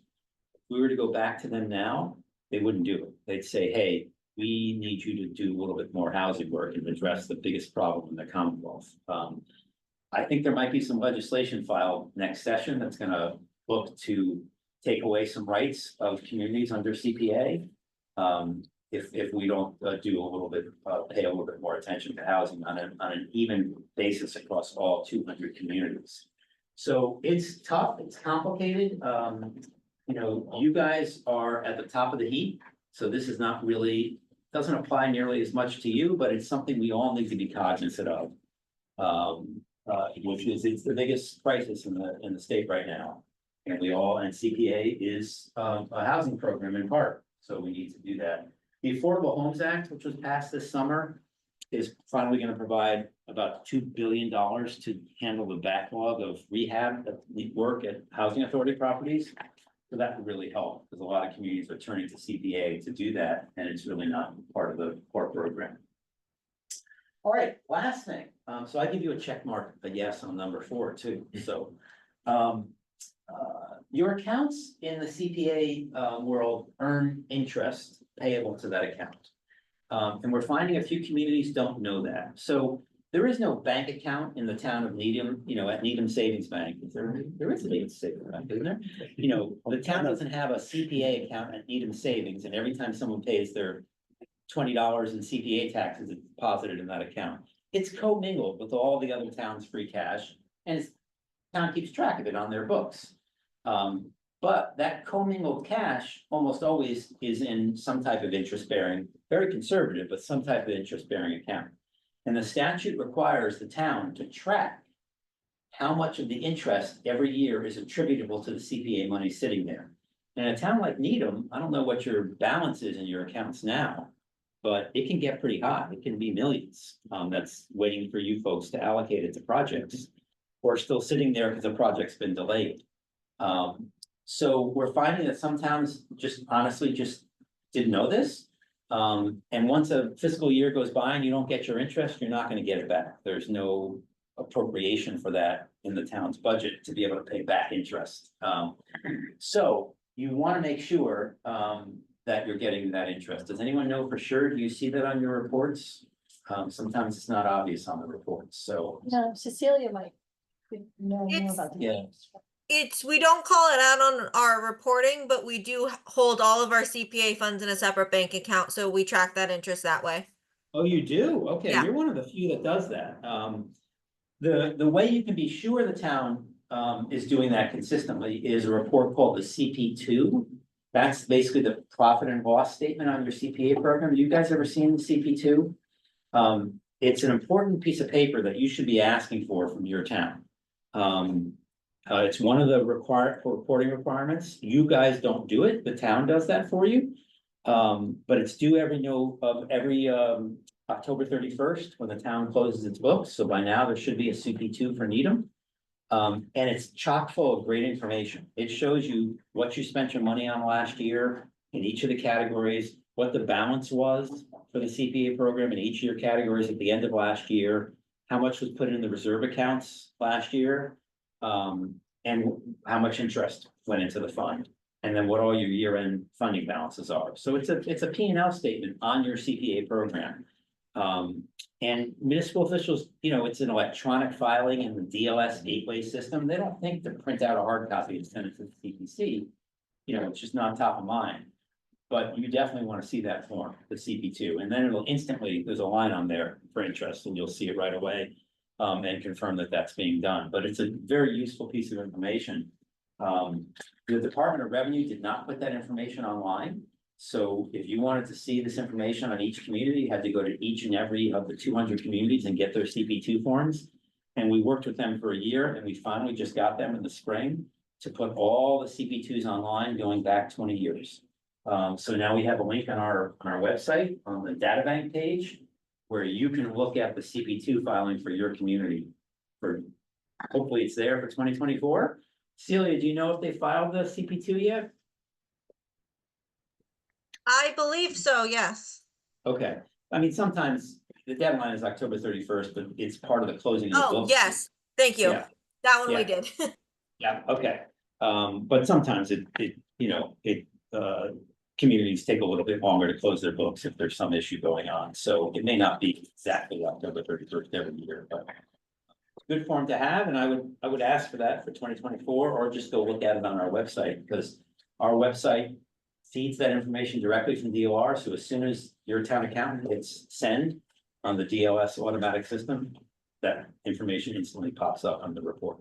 So that's a good one for you folks to take a look at. And that's what I have for you tonight. So I'm happy to, I know you have a big agenda tonight. It's like looking into a mirror. Those Yes, pants, I 20 think, are years of either things. greenish They're the same ones. All right. It's okay. They were blind. This is my favorite sweater. Yeah, It's great. my wife gave me this, it's, what's that really nice wool called? Casual. Merino. Merino. Yeah, yeah. Merino. And it's just my My favorite. You should take a picture. That was Phillipston, just last year, so. I'm gonna have to talk to Chase about that and let him know that I wear the green sweater a lot. You would find no picture. So any other questions at all? I have a question. Yeah. I did a little bit of research into projects about trees on the database. Okay, I saw some communities filed them under historic preservation because they had deemed them to be historic shade trees, or they were on a historic piece of property. Some towns did them as preservation of open space. What are your thoughts? on Okay, tree so- projects? remember we talked about not describing a project, but talking about what the money was spent on?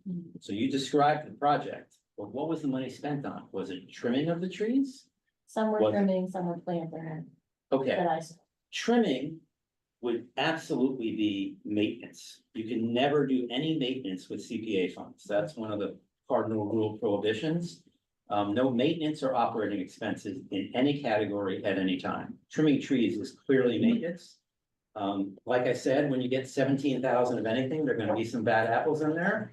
We put a big disclaimer on the project database saying, don't use what other communities have done to justify something in your community, because it's like telling the police officer when he pulls you over for speeding. Well, yeah, I was going 65, but look at all these cars speeding, they're going 75, 85, and the cop is like, but the law still says it's 55 and I caught you, so you're gonna have to pay the fine, right? So, same thing with other communities, just because another community has done it doesn't mean it wasn't a mistake and that you didn't want to follow that. Now, new trees would depend upon where they're going. If it's new trees as part of an affordable housing development, you're building the whole community, that would be perfectly fine, right? You're building a brand new community.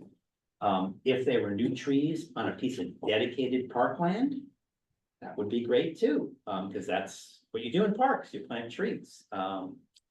And those are really the only examples. If it was a historic homestead landscape outside of a historic building that was really significant, and you had pictures of what it used to look like, and you want to bring it back to its former glory, that would be okay too, outside the historic building, because the homestead landscape is the historic resource. And here, anyone ever been to the trustees' property in Ipswich, Crane Beach? Yes. The Grand Alley, that big long lawn that goes up to the cliff, that was completely, that was a iconic landscape from the 1800s, with documented photo evidence, but the trees had all grown up and everything, the statues that used to be out in the open were now in the woods. And the trustees completely restored that to the original landscape plan. That's a great CPA project, and they had to plant new trees for that. They didn't use CPA, because Ipswich doesn't have CPA, but it's just a good example that I know people will be familiar with. That's clear land For what purpose? recreation. Yeah, that would be fine. If you're building a new, that's creation of a recreational facility. You can't build the soccer field with trees coming out of the middle of it, so yeah, cutting those would be absolutely fine. Be newfangled. Yeah, if it was conservation land, it wouldn't be fine. So. But and if it was for a new affordable housing development, that would be fine too. But, What about trees on a median? Or great question. So that's my favorite description of a project that most folks laugh about when I talk about, but we had two communities inquire about that.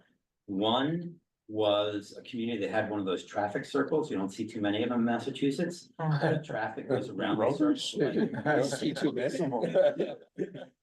The big ones. We have the small roundabouts now, the European style roundabouts. But those big, huge traffic. Along the circles, Cape, when you come off the bridge. The Cape Yeah. has That's a one, big Saugus, the Bell Circle has one, Hudson has one. And one of those three was the community that asked about it, and they, was all grown up in weeds in there, and they wanted to declare that parkland and fix it up with CPA money. Well, that's not parkland, that's the middle of the road, you're not gonna walk across 5 minutes of traffic at 40 miles an hour and sit on a bench with the roar of the trucks going around you, right? So, And then another community out west had those. Conservation land though.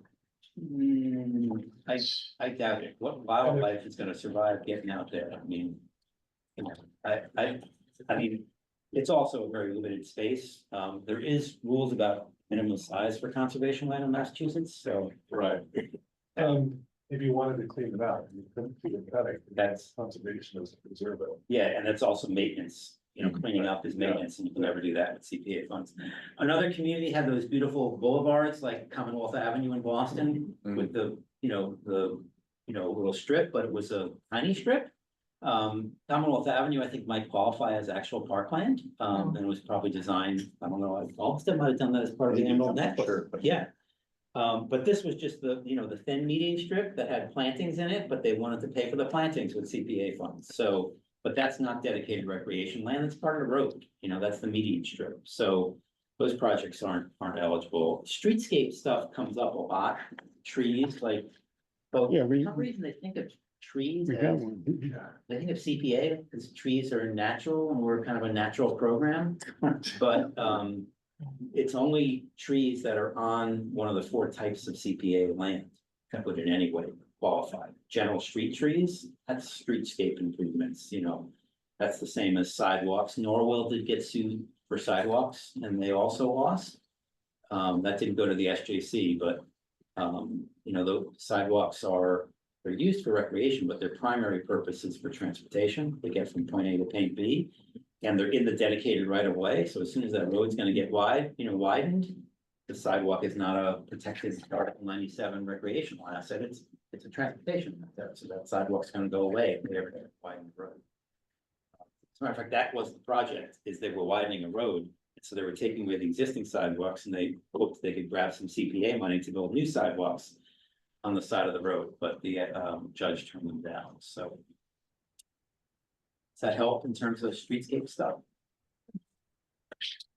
Any other questions? All right, thanks for having me here tonight. I always love to come to Needham. You guys do an amazing job. Thank you. Yeah.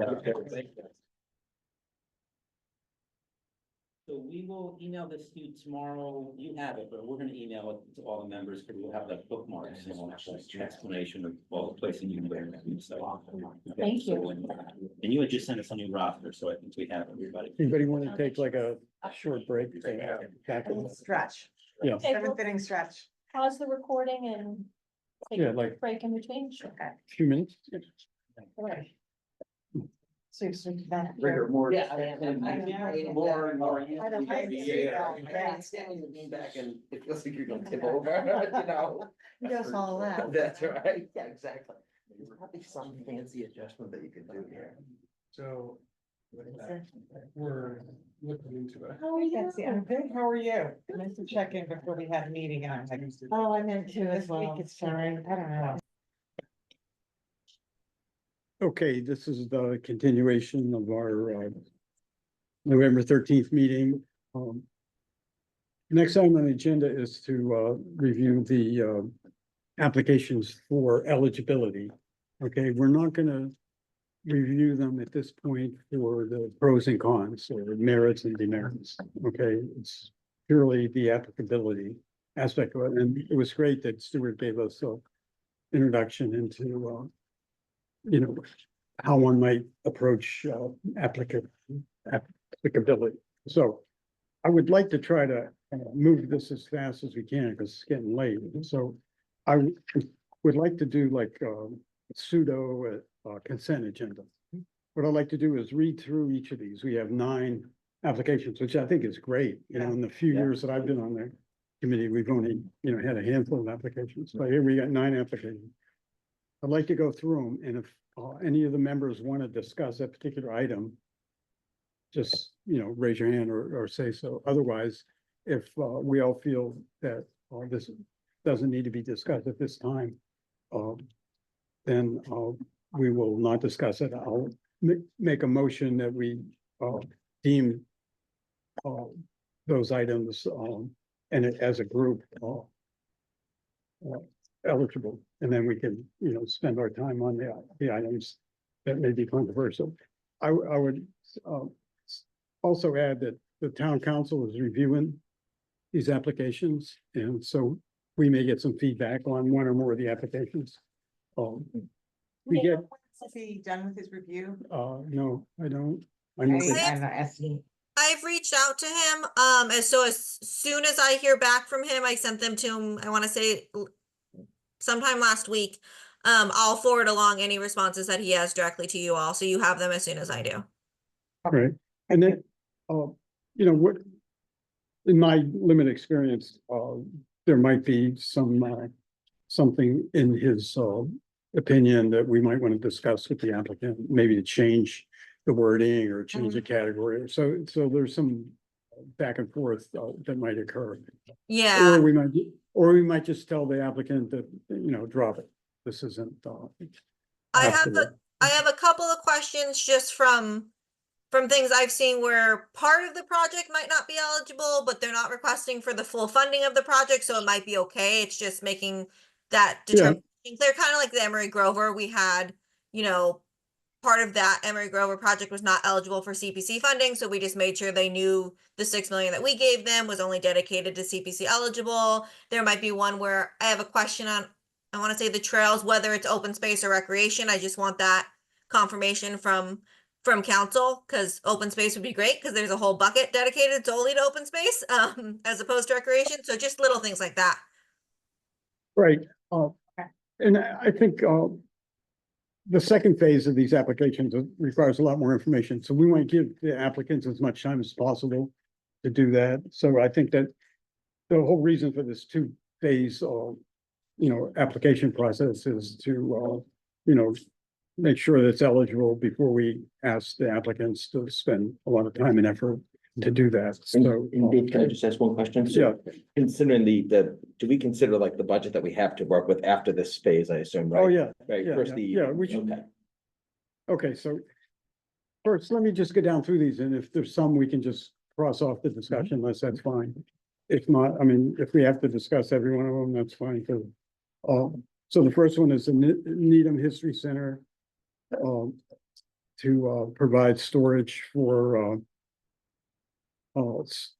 documents that are, I would question that one. Yeah, me you too. do, Yeah. okay.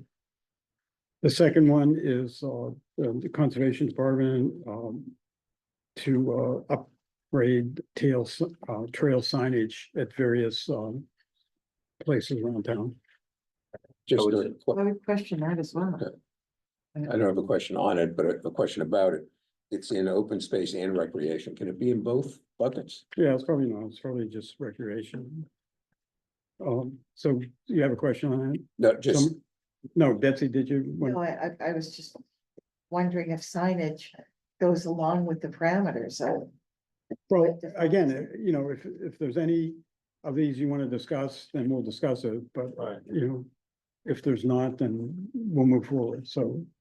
Do you want to discuss that one? It's up to everybody else. I don't know what your thoughts were. We're okay with that one? Okay. The Charles River Center, for community housing, I think that's clearly creating new, right, affordable housing for. so that one's, Yeah. okay, the Needham Housing Authority. Community housing, that's, I would say the same thing, Yeah. even though we're We're not- competing against each other. That's to create new housing. It's not to restore. Yeah, it's a preservation, so it's that preservation thing on, where, and it's all. It's a $30 million project. We've done the schematic design of, we've carved out about 5 million. That is just preservation that fits the guidelines for preservation. And none of those costs are maintenance and deferred. No, it's. okay. So we're okay with that one. The second Needham Housing Authority, for High Rock Estates for a land use study. It's for preserving the 60 units we have and creating 60 more, 100 more new units. Okay, that seems. Okay, Park and Rec, Action Park and Pickleball Court. This- Yes. Yeah. Clear. Yeah, that's okay. Elliott School Playground renovation. Very design. yes. Yeah, they wanna put turf, I think it is, wanna put turf Well, fields and, But that, I don't think that's what they're applying no, for. it's a design. Yeah. But, yeah, All right, so that one's okay. The park and forestry, the forestry management program. I I question think, that. Yeah, that one, I That's think the maintenance. things I that feel like Stuart was mentioning, it was Yeah, hard we were to talking figure about out that. where it fits in. And then the last one, the park and forestry on the rail trail restabilization and rehabilitation. Yeah. That's I think that's maintenance. But if it comes under, In other words, we just funded a few years ago building the rail trail and now they need to maintain it. So I question that one. could that be under rehabilitation or? Rehabilitation, We under remember we recreation? said several times, not anything maintenance is Yeah. not. Yeah. and Yeah, trimming the CPA, tree, eligible. what's the scope of the project? Well, okay, so we'll talk about that one too. Okay, so we got, 1, 2, 3, 4, 5, 6 of them that, are not being questioned. Okay, so I'm gonna make a motion that we deem, and I'll just name the project number. Right? We get the, Yeah, for reference on the first page you're talking about, Yeah. the way you put them in order. Yeah. Okay. Yep. 02, which is Conservation Commission, 03, which is Charles River, 04 and 05 is Needham Housing Authority, and 06 and 07 are Recreation. So the motion would be to deem those eligible for funding pending opinion from our council. Yeah, okay, okay. Second. All right, all those in favor? All those in favor? Aye. Opposed? All right, great. So now let's go to the ones that we checked off. For any further discussion, the first one would be the History Center. Would be to upgrade the storage shelving and provide dehumidifiers. This is, I'm a little familiar with this, that they do have a lot of documents that are in boxes. But isn't it supposed to be restoring the building or maintaining? No. No, it's It's an artifacts. asset, it's a It's document. artifact or Yeah. whatever, yeah. But the Well, we're not- boxes are not the artifacts. Oh, No, no, I mean, the shelves are not the the documents are in boxes and they're strewn around.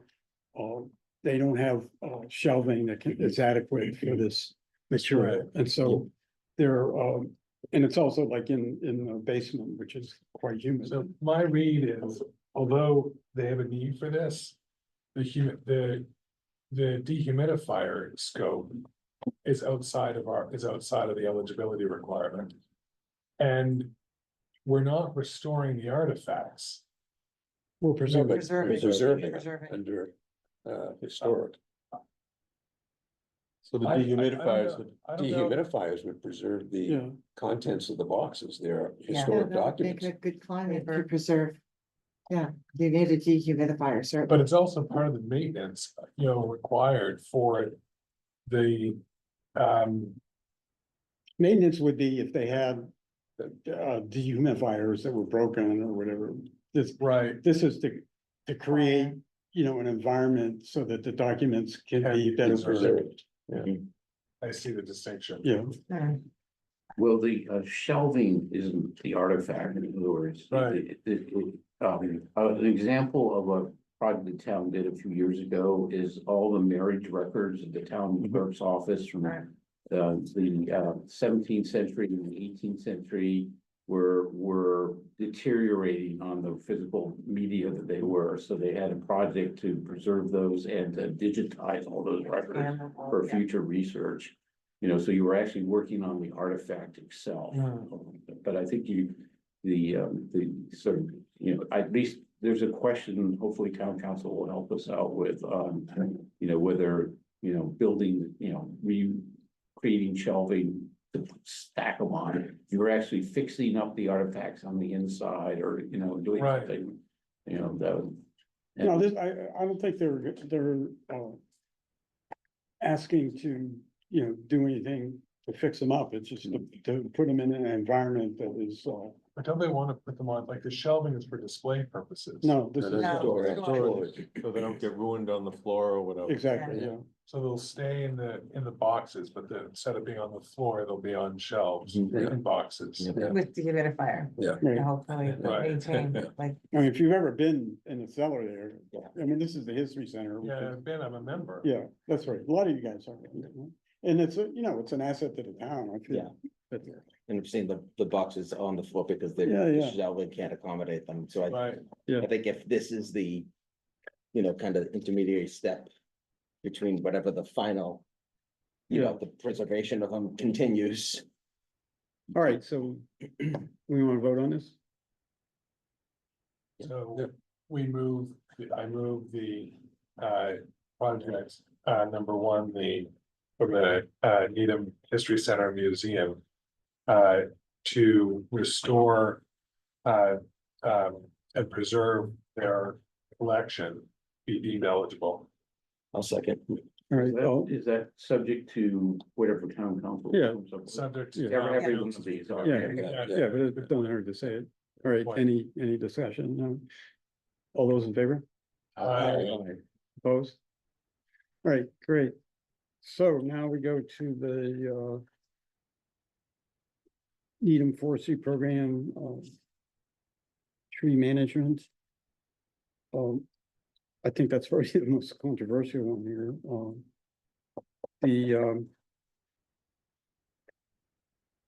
I think in their application, they weren't really specific about where any trees are gonna be planted, so. I feel that we probably should send this back to them to be a little more specific, after we get the town council's, Right. And a Opinion. portion of it was for tree removal, which is. Yeah. The maintenance, Which sounds like, Sounds I dicey. actually- yeah. I actually, move this be regarded as ineligible. in total. Yeah. Okay. Well, does smack of maintenance. Yeah, for that reason. Yeah. Thanks for adding to the motion. I think I found a second. Okay, we got a second? Second, Any further discussion? Well, there were three components. I mean, I'm looking at it because it was assigned to Reg and I as. Yeah. So, I mean, I don't know, about the inventory part of it, comprehensive tree inventory. It was only $10,000 of the, total, proposed. Does that fall into any open space, category? Reserve Tree inventory. Yeah, So I think what we've got here is, maybe it's not outright rejection, return for more clarification. Yeah, I mean, that's basically what I was. Because, I think if you were inventorying all the trees on the parkland, that's controlled by Parks and Rec.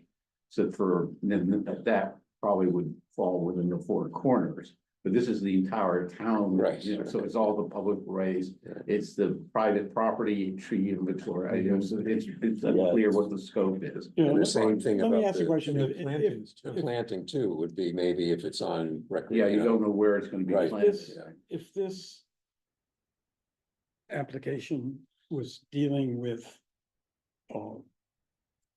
recreation or conservation land. My understanding of our discussion here is that it would be Correct. potentially Yeah. acceptable. Acceptable, yeah, yeah, What I don't see in the application is No. any no details, yeah, parsing of right. where this work would be. So, I mean, the third part would definitely be not. yeah, the trimming and Person all two that. might be, Yeah. That's no, but. yeah, The tree So- removal. In the- So, we're, anyway, And we can. with your motion, I was saying, I withdraw my motion. No one seconded it, I think. No, Maureen Oh, was seconded seconded by Maureen? well, we can amend the motion, right? Yeah, so I withdraw the All right. motion. You All right, can so what- also ask to reject it, subject to the applicant submitting more detailed information of why. Why don't we just not vote and go back to the applicant, Fine. and then in the meantime, we'll also get a opinion from the town council, so we can clarify what is acceptable and what is And not. I think we should be specific in our information request that what's the designation of the land where this is. Yep. But the median strip tree example from Stewart, clearly, a lot of those trees are in the, town-owned part of the Yeah. median strip or the Right. shoulder of the. And that's not. That's not a. Streetscape. Not That's exactly. But as he called it, a streetscape project, which is not going to. Which kind of goes back a little bit to our, to the tennis courts. Because I'm not sure if we did a study to understand if those tennis courts are on school property, which I think that they are, as opposed to recreational property. Oh. Yeah, so we all learned something. Oh, no. No, that's not- trees. No, that doesn't make it- That wouldn't disallow it though. It wouldn't disallow it. Did review Yeah. as part of that. Who was the deed to? With the deed wasn't to Parks and Rec. But it wouldn't, No, it wouldn't matter. All the deeds in town that I've seen are to Yeah, the to The town. town of Needham. And then the town says, Oh, They that's say school it's under the community. control I of Parks see. and Or- Rec. Right, but that's the thing, but But there's does some it kind of say- designation you know, to Parks and Rec or to Department of Education. Or to, some other. Yeah, but it wouldn't really matter with tennis courts. I mean, tennis courts, they can't be used for a different purpose. That's not outdoor recreation. No, but he, I think I you're- think What he's if they saying wanna- that they the could school dig 'em could up? say, hey, we gotta Can I- get rid of can I these make courts a to make statement? room for expansion. May I make a suggestion? I made about 10 notes. That was Just gonna like say. that one, that's only one of them, Lauren's okay? list is long I tonight. suggest that if we want to discuss this, we should Yeah. actually have it on the agenda for Yeah, our next I think meeting. that's- And, if we want to notice discuss it, that right. that's what we're gonna be talking about Then here. then if we do, I want town council here to Yeah. give us a little guidance. As well, I think that's a good idea, but I would want. we're talking about something we already funded. But they've already, Well, the maybe town we should, council's maybe we already. should Oh, be no. talking All right, let's about let's, future. let's table this. On the agenda. We can bring it up if you want Yeah, that's in a fine. future meeting, but right now, let's just, okay. So maybe on the forest and forest, Oops, I don't even know how to stir a pot. move to defer Get consideration. in there until, and- Well, I further don't even think detail. we gotta vote, we can just, ask for more information, and then, But I think. Yeah. or if you wanna make a motion, it's Well, I fine. was gonna say defer consideration until further information is forthcoming from the applicant and town council. All right, that's fine. Can I ask for the specifics of it too, like where the trees will be going and a further breakdown of the cost might be helpful too. That was something else that I noticed from the Can I- presentation, can I- right? Can I throw a point of information in that we have these like 10-page due diligence documents and at the next agenda item. Everybody's gonna be asked to submit by December 1 questions to Lauren here, so Well, Or even- actually, it's gonna be much sooner than December 1. much sooner than December Yeah. 1. Okay, but, At the end of next week. but I think the point here is we don't wanna be telling the, applicants to start working on this unless, they get our agreement. So, okay, so we had a motion by Marshall to, Defer. defer Consideration with, until. okay, we got a second? Second. All right. Any more discussion? All in favor? Aye. Aye. Opposed? All right, so now we go to the last one, which is Parks and Forestry on the Bay Colony Rail Trail rehabilitation. It looks like it fits. I mean, Well, this could be verb shopping. well, but no, I read the, Could it be I mean- rehabilitation it's rehabilitation, definitely. under recreation? Yeah, But I mean, anyways, where's which project is this? The last one. That's the number rail 9, trail. Parks and Rec. There was some washout. And Drainage issues, I think, or something. Oh, Yeah. it's 75,000. It's when I review the scope.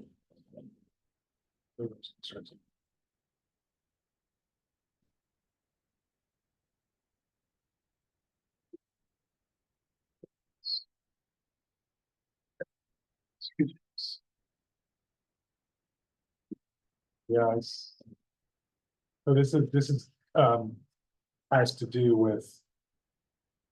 What do you call it? Really the foundation of the trail itself. And it's not about cutting down trees and trimming branches. So it does appear to be Rehab. Yeah. Would agree. Yeah. There's, it's also that it's owned by the town of Needham, and I think it's a right of way that's owned by the state, actually, that, is under, a rail trail agreement with, I think, the town. as So do well. we, A, do we have control of the land, and B, even if we do, if it's not designated recreation, are we not able to contribute towards Those it? are some of the things we, good questions Yeah. that did not come up when we did fund the rail trail. Oh, is that right? Oh, a few years ago, yes, so none of those questions came up. Yeah, those would be good phase two questions. All right, so, Go back, so let's defer that back and ask town council for a specific review, and then ask the applicant to demonstrate if there's a defined purpose for the land. Cause I think that's part of the salient issue, like if. well, no, I agree with you, Vic. Couldn't that be part of the phase two? It could. Because we always ask that similar Oh, I question. see. The due diligence, So, Yeah, part of it. you know, so right now, we're just saying, on a general basis, do we feel it's eligible? And we're gonna have a lot more questions later on. You know, and that's one of the specific. They're very thorough questions. Right. Yeah. They're very detailed, yeah. Yeah. so for, Right. if you don't know, for each category, there's some standard questions. And then Yes, every one of us can put forth our own specific. yes, questions. exactly. Okay, I just have So to let's- remember. somebody wanna make a motion on this to, I will We'll say do it, just real quick, if you guys determine them basically initially eligible tonight, you can always, the CPC can always change their mind as more information comes out. So you're not held to this vote tonight. If something comes up in the due diligence questions and you realize, hey, I don't think that this is eligible. right, okay, great, so, I'll move that we deem this eligible for Right. stage 2. Second, all right, any other discussion? None? All in favor? Aye. Opposed? All right, great, so we have our marching orders for the applications. Next item on the agenda is we have a new schedule. Well, forgive me, I'm sorry to interrupt, but before we move off of the applications, could we just make sure that everybody's comfortable with the liaison assignments for each of the application, and then also talk about the due diligence, refining the due diligence records? Oh, sure, Part of the I was packet gonna do was that. the list of, that Dave put together, Dave and Maureen, a kind of a proposed assignment of liaisons for the application. Just wanted yeah, to- so we just took our best shot there. If anybody has any objections, we can always fine tune it later, but, I'm good with mine. okay. I'm fine. Yeah. Yep. Yeah. I know Gloria and my wife's friends with her, so. Yeah. I'm good with mine, happy to work with you on these projects. And I would also love to, work with these guys on the action part. But, you are more than welcome to participate. You know, you're a skateboarder and. Be our own little action part. Just so I can get my son excited. That's right. Something he can get. Son's a He skateboarder. always usually likes to help out. All right, and the other thing is we'd like to get these secondary questions. Yes, In fact, or even before that, I was saying to Lauren that tomorrow we ought to tell these applicants that they're initially eligible so they can We start should, working because you on need the the thing. time. Right, Yeah. because that's always been an issue. And then as far as these secondary questions, I forget what date that we decided. So according to our plan, we tell applicants that by December 1, we will inform them of their eligibility and provide them with the due diligence questions. But because the responses are due January 1st, this is kind of over the holiday season. I felt last year I think it's better to get them out as soon as possible to give the applicants as much time to work on them. So what I'd like to do is to ask everyone to review them. Now, I don't know if everybody wants to kind of consider questions on every application, or if you just want to have the liaisons focus on their applications for the tailored due diligence? I would say this, that, you know, the liaisons should focus first on their assignments. Mhm. But anybody Yeah. that If you has have a question on any application should feel that they could submit that question. So if you submit your tailored or additional questions to me, I can compile it with our standard set and kind of get it out to the applicant so they can work on one packet for us. Do we have copies of the standard questions? Well, I will push them out to everyone tomorrow. They are up on our website in PDF format. I can send them all to you in Word. So that if you wanna, work right in the document, you can, that's fine. You want to redline it? Yeah, I suggest all new members read the detailed questions first and then circle back and have your additional questions thereafter, because So, the detailed questions are fairly detailed and they're all in a standard format. So that's what everybody has to respond to. Every applicant has to. Or an open, there are 4 versions of it. There's an open space version, a recreation version, a housing version, and a historic version. So they're slightly different that way. But the common questions in each one of those areas. And that way you get it all back in the same format, in the same order. So when we're reviewing it in January, It's not chaos. you're doing apples to Yeah. apples, and, Yep. and then the last, the very last section is all the custom questions that all come from us. And one of the things I'll mention it. is there are often duplicates of the same custom questions. So one of the things Lauren does is sort of eliminate the duplicates or, kind of consolidate them so that there's one set of custom questions that are, and by the way, they're not identified by member, they're just identified, these are from the committee as a whole. Okay, so, Lauren's gonna notify the applicants tomorrow and push out the, standard, due diligence. And we'd like to get the, individual due diligence questions, say, in a week. Is that too quick? I would say by the end of next Friday, by a week from tomorrow would be, Okay, Like November 22nd, you're saying the Friday the 22nd? not, yeah. Yeah, that's right. Yeah. And All right. then Lauren can turn them around before Thanksgiving break. And all right, that works. applicants, and that would be great. Much appreciated by applicants, so. So what Yeah. Dave is proposing is this year we do it a little differently, is that we send the standard set to the applicant now, Now. and then we'll send a second batch of questions. Yeah, so they can get working on They it can right get away. going on Yeah. it. We already started. Yeah, those Yeah. are so comprehensive that I think that's The answers all a over. good, give them a good head Yeah. start on getting their answers together. Okay, so, we got a new suggested, It's not in the packet. schedule, but we don't have enough copies to pass out because we had some technical difficulties. Lauren's gonna push these out tomorrow. Cecilia, my desk in the office upstairs is taken, so I had nowhere to plug in and print things today. Oh, no. So I don't know if anybody wants to discuss it now, or we can wait, and, you can see what Yeah. the changes are. Yeah, Trying let's to do it for next share time. my Yeah. Okay. screen here. Oh. See if I can get this up. Yeah, we're just gonna push it out tomorrow. Oh, okay. We don't need to discuss it. Um. And So, we have until next Friday to get you any additional specific Exactly, questions related to exactly. our applications that we're responsible for. all right, Well, and any other And applicant. if you have some concerns about other applicants, Yeah. yeah. and also, I think, after questions are answered, there could be follow-up questions too, so. The process You know, continues. yeah. Yeah. Well, because then we're gonna have presentations and Right. then there's gonna be a lot of lot of opportunities to ask opportunities. questions for Okay. sure. going Mr. forward Chair, On all these. I move adoption of the September 18, 2024 minutes. The Second. minutes, Oh, yeah. all right, any comments, discussion? No, all right, Yeah, changes that we did, so. all in favor? Aye. All right, May I ask who In- seconded that? Thank you, Marcia. okay,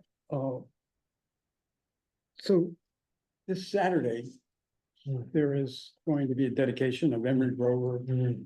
I got an email from the superintendent, asked if I wanted to say a few words. Unfortunately, I would be out of town. so I deferred to our illustrious vice chair, and unfortunately, she's gonna be out of town. So I don't know if anybody else here is Was planning that the on, dedication? 10. Is it 10? Oh, Yeah. that email also went to your Compass, so I'll send that to you. if anybody else here would like to, say a couple words, Is it at 9 AM or 10 AM? 10 AM. I would appreciate it. I'm planning to go, Do you mind saying a few sure, words? I can do that. All right, so I'll just send an email, that's super to. They followed up today again asking, because I think they Yeah, would I'll- like somebody from CPC there. Yeah. so. If I can, I'll be there. Wait, it's at 10 o'clock? Yeah.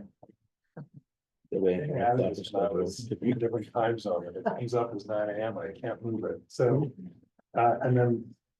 I actually can't, my wife's away out of town and I gotta deal with my son moving around now, so.